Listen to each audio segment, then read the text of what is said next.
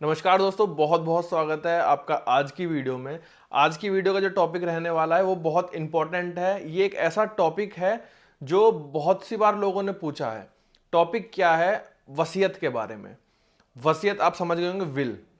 वसीयत क्यों जरूरी होती है, वसीयत के क्या फायदे हैं, वसीयत में क्या गवाह लगते हैं, वसीयत में क्या क्या चीजें शामिल होनी चाहिए। ऐसे बहुत से सवाल हैं जो आज की इस कंप्लीट वीडियो में कंप्लीट वसीयत के बारे में बताएंगे। तो आज हम मुख्य 5 टॉपिकों पर बात करेंगे, 5 मुख्य पॉइंट्स पर बात करेंगे, जिसमें सबसे पहला आएगा आपका डॉक्यूमेंटेशन, कि वसीयत में क्या क्या डॉक्यूमेंटेशन चाहिए होती है। दूसरा आएगा कि वसीयत को किस तरीके से कानूनी रूप से वैलिड बना सकते हैं। तीसरा आएगा कि वसीयत में कौन कौन लोग गवाह बन सकते हैं। कुछ लिमिटेड लोग ही हैं जो वसीयत में गवाह बन सकते हैं। चौथा आएगा कि आप वसीयत के अंदर किन किन पॉइंटों का ध्यान रखें वसीयत में लिखवाने के लिए। और पांचवा आएगा कि वसीयत के क्या क्या फायदे होते हैं। तो नमस्कार दोस्तों, मैं हूं आपका दोस्त एडवोकेट सागर शर्मा। आमतौर पर क्या होता है, आपको अपने परिवार और संपत्ति की सुरक्षा के लिए कुछ ऐसे कदम उठाने चाहिए जो कि बहुत आसान होते हैं, लेकिन हम उन चीजों को हल्का समझ के उन चीजों को नहीं करते हैं।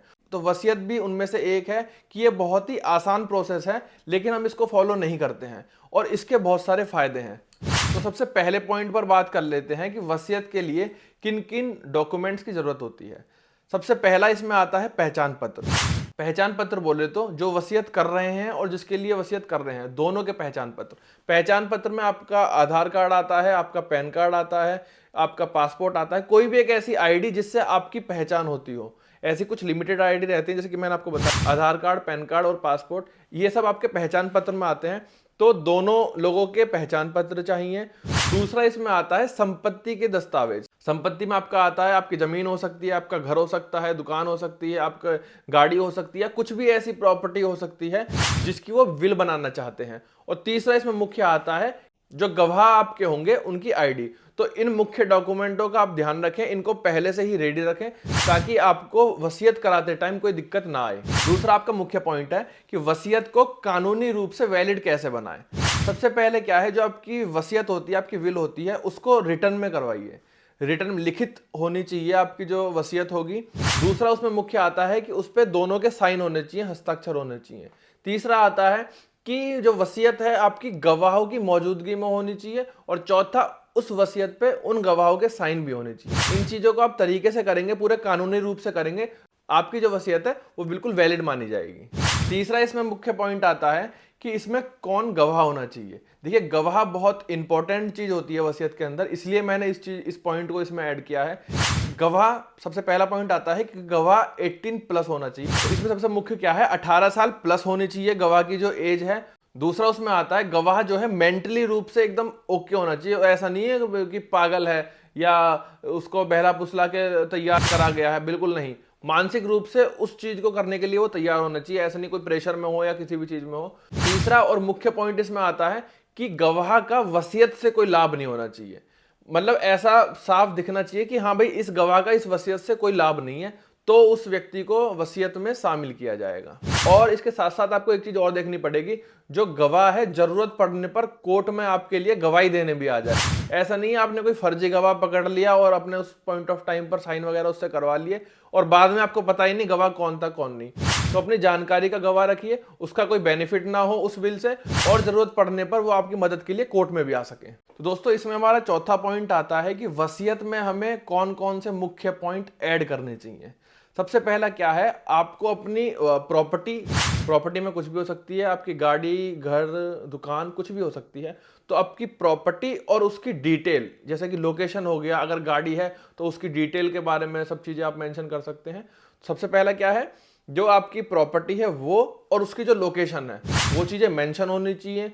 दूसरा इसमें मुख्य आता है वारिस का नाम और वारिस का संबंध क्या है। तीसरा आपका आता है, ये देखना बहुत जरूरी होता है कि वो जो प्रॉपर्टी है वो किसी विशेष चीज के लिए तो नहीं है। विशेष चीज मैं आपको समझाऊं, हो सकता है वो प्रॉपर्टी मंदिर के लिए दे रखी हो, सकता है वो प्रॉपर्टी किसी एनजीओ के लिए दे रखी हो। तो ये सारी चीजें आपको मेंशन करनी चाहिए, आप किस चीज के लिए दे रहे हैं, आप क्या चीज उस चीज से चाहते हैं। तो ये सारी चीजें मेंशन हो। अगर सारी चीजें मेंशन होती है, कोई डाउट नहीं रहता है, तो वो विल आगे तक के लिए बहुत मजबूत रहती है और उसमें कोई भी गड़बड़ नहीं होती है, ना ही आपको आगे चल के उसमें दिक्कत आती है। तो इसमें पांचवा और हमारा मुख्य पॉइंट आता है कि वसीयत को रजिस्टर्ड करवाने के फायदे क्या क्या होते हैं।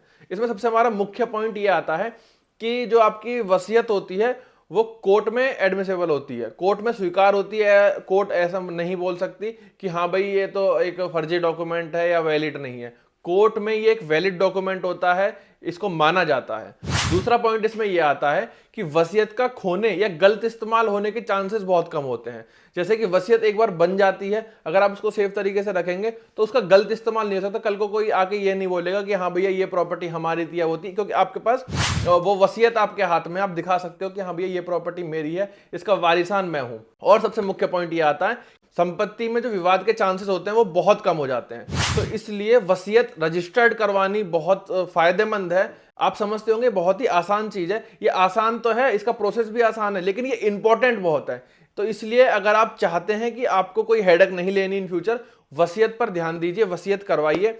और बाकी अगर डिटेल्ड में आप और जानना चाहते हैं, कोई और कंफ्यूजन रहता है आपको, तो आप हमसे कांटेक्ट कर सकते हैं। डिटेल में आप कुछ भी पूछ सकते हैं। हम मेरे इंस्टाग्राम पे मेरा जो ऑफिशियल नंबर है उस पर जाकर आप मैसेज कर सकते हैं। आप डिटेल में कुछ भी जान सकते हैं। वैसे तो मैंने सारा इस वीडियो में कवर कर दिया है। तो दोस्तों ये थे हमारे 5 मुख्य पॉइंट। दोबारा रिपीट कर देता हूं ताकि आपको ध्यान रहे। सबसे पहला हमारा यह था कि डॉक्यूमेंटेशन क्या क्या होने चाहिए। दूसरा हमारा यह था कि कानूनी रूप से वसीयत को कैसे वैलिड बनाएं। तीसरा कौन कौन गवाह होने चाहिए। चौथा उसमें यह था कि क्या क्या चीजें आपको ऐड करनी चाहिए वसीयत में। और पांचवा और मुख्य पॉइंट यह था कि वसीयत के क्या क्या फायदे होते हैं। तो दोस्तों आई होप आपको ये आज की वीडियो बहुत ज्यादा पसंद आई, क्योंकि इसमें मैंने आपको डिटेल्स में बहुत अच्छी तरीके से चीजें समझाई हैं, आपको समझ में भी आ गई होगी। बाकी अगर और कुछ भी डाउट रहता है तो आप हमारे इंस्टाग्राम पे या कमेंट सेक्शन में आप बता सकते हैं, बिल्कुल आपकी मदद की जाएगी। बाकी मिलते हैं कोई नई वीडियो में। बहुत बहुत धन्यवाद।